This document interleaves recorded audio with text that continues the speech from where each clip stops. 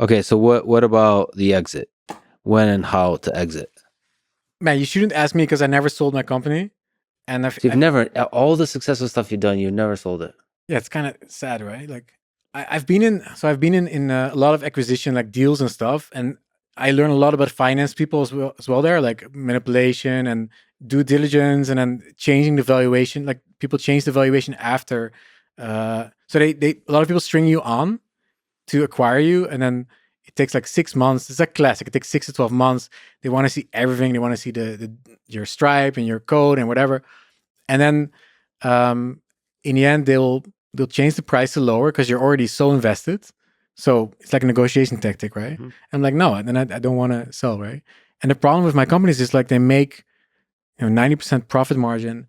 So the companies get sold with multiples, kind of multiples of profit or revenue, and often the multiples like three times or four times or five times revenue or profit. So in my case, they're all automated, so I might as well wait 3 years and I get the same money as when I sell, and then I can still sell the same company. You know what I mean? I can still sell it for 3-5 times. So financially, it doesn't really make sense to sell. Yeah. Unless the price high enough. Like if the price gets to like 6 or 7 or 8, I don't want to wait 6 years for the money, But if you give me 3, like 3 years, nothing, like I can wait. So I mean, the really valuable stuff about the companies you create is not just the interface and the crowdsourced content, but the people themselves, like the user base. Yeah. So Well, Nomadlist, it's a community, yeah. So I could see that being extremely valuable. I'm surprised but that Nomadlist is like, it's like my baby. It's like my first product that took off, and I don't really know if I want to sell it. It's like something you would be nice when when you're old that you're still working on this.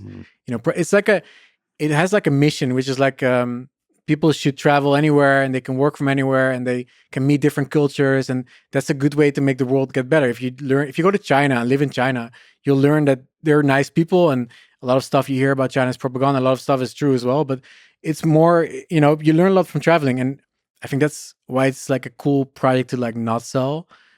AI projects, I have less emotional feeling with AI projects like Photo AI, which I could sell. Yeah.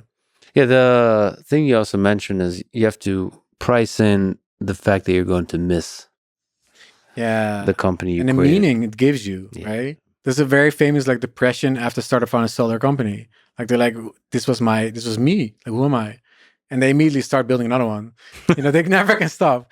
So I think it's good to keep working, until you die. Just keep working on cool stuff. And you shouldn't retire, I think retirement's bad, probably.